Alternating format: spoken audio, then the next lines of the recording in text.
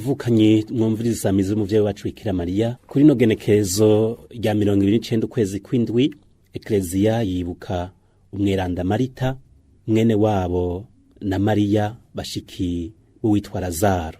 N'ijambo ry'Imana dutegekanijwe uyu munsi rijanye n'uwo musi mukuru umweranda Marita. Igisomwa ca mbere tugisanga mw'ibaruwa rya mbere ry'umutumwa Yohani kigabane ca 4 kuva ku murongo w'indwi gushika ku 16. Iyi zaburi nayo idufasha kuzirikana iryo jambo, ni zaburi ya 33. Hanyuma dutega amatwi inkuru za Yezu Kristo nkuko tuyishikirizwa na Yohani mu kigabane c'11 kuva ku murongo w'19 gushika ku wa 27.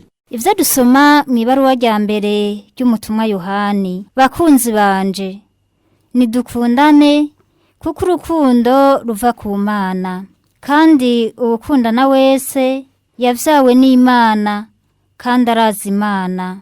Ubudakundana ntiyamenye Imana, kuko Imana ari rukundo. Ngiki icatumenyesheje urukundo rw'Imana muri twebwe, nuko Imana yarungitse umwana wayo w'ikinege kw'isi kugira ngo tube bazima kubwiwe.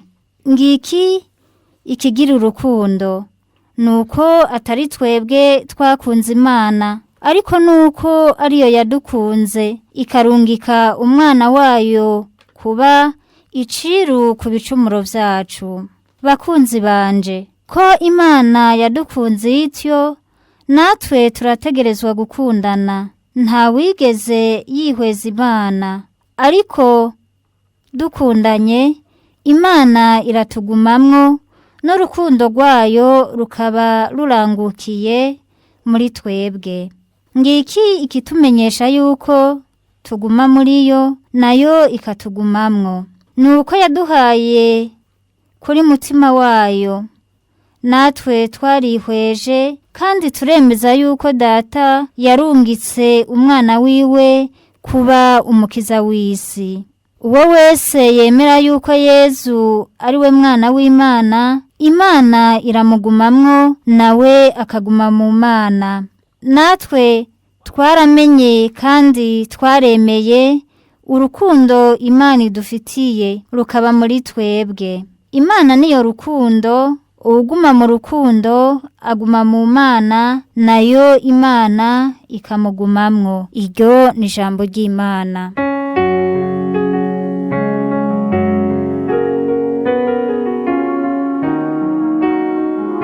Umvirize murabe ingene umukama ari mwiza. Umvirize murabe ingene umukama ari mwiza. Nzoninahaza umukama na ntaryo, nzomuhaya ntahengeshanya. Nanje nyene nzoninahazwa n'umukama, abantu bato bato nibumve bahimbarwe. Umvirize murabe ingene umukama ari mwiza. Mushire hamwe dushemeze umukama, duhanire guhaya izina ryiwe. Nirukira umukama akantabara, akamara ubwoba bwose fise. Umvirize murabe ingene umukama ari mwiza. Bane, uweza amaso umukama arahimbarwa, ntazokwigera ateterwa. Hari umurushwa yatabaje Imana iramwumvira, imukiza amaganya yose. Umvirize murabe ingene umukama ari mwiza. Umumarayika w'umukama yama iruhande y'abasavyi biwe akabakingira. Umvirize murabe ingene umukama ari mwiza, hahiriwe uwumuhungirako. Umvirize murabe ingene umukama ari mwiza. Nimwubaha umukama se mwantore ziwe, uwumwubaha ntacakena. Haraho abatunzi bakena bagasonza, uwirukira umukama ntacizabura. Umvirize murabe ingene umukama ari mwiza.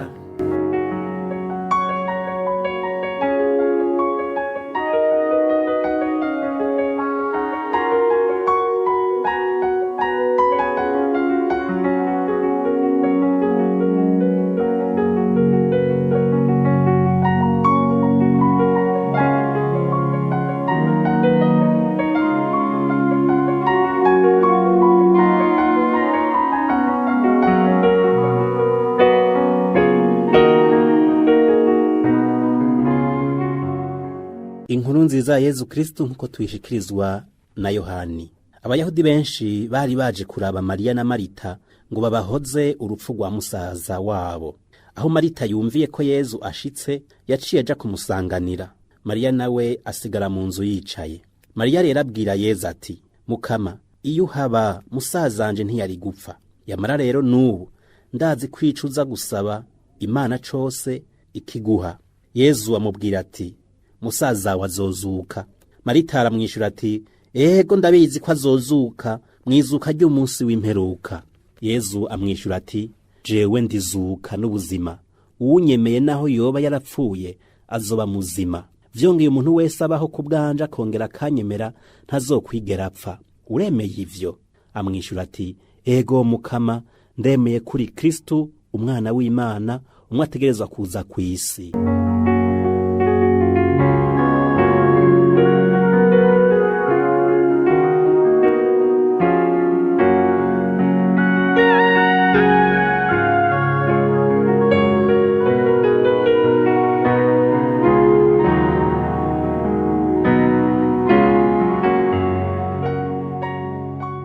Bavukanye, umweranda Marita Ekleziya yibuka uyu munsi aravugwa n'imiburiburi agashaka gatatu kose mu nkuru nziza. Ubwa mbere avugwa igihe uwo muryango wiwe wakira Yezu, umuryango wa Marita na Mariya na musaza wabo Lazaro, igihe bakira Yezu bakamuzimana.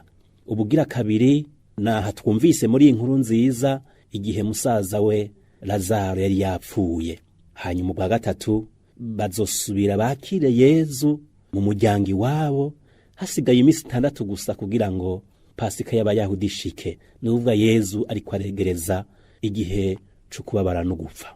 Igihe rero bakira Yezu mu muryango iwabo bwa mbere, Marita yaranzwe n'ubwira bw'ibikogwa kugira ngo ashobore kuzimana umukama, ashobore kumuha ivyo kurya n'ivyo kunywa.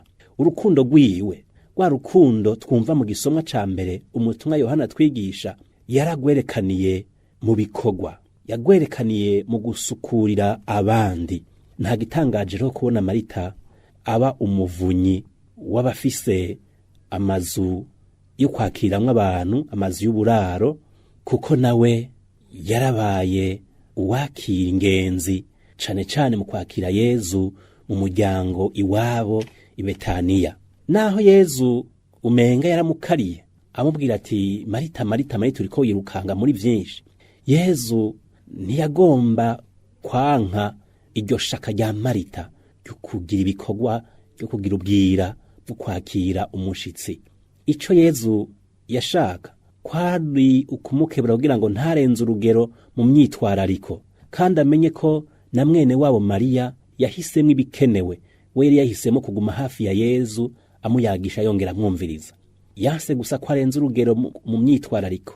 Ukurenza urugero mu myitwarariko birashobora gutuma twibagira ibintu nyamukuru dutegerezwa gushira imbere. Ariko ubwo bwira bwa Marita bwaragaragaje umutima n'igishika c'urukundo afitiye umukama.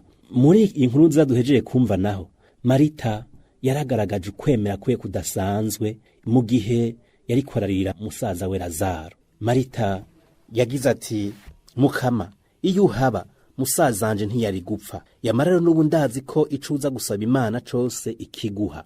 Mu nyuma arahava mbere aragaragaza bidasanzwe kwemera, agira ati, ego Mukama, ndemeye kuri Kristo umwana w'Imana, umwe ategerezwa kuza kw'isi. Ayo majambo bavukanye turumva ko ashusha namwe umutumwa Petero yavuga, nawe ariko agaragaza ukwemera agira ati, uri Kristo umwana w'Imana nzima.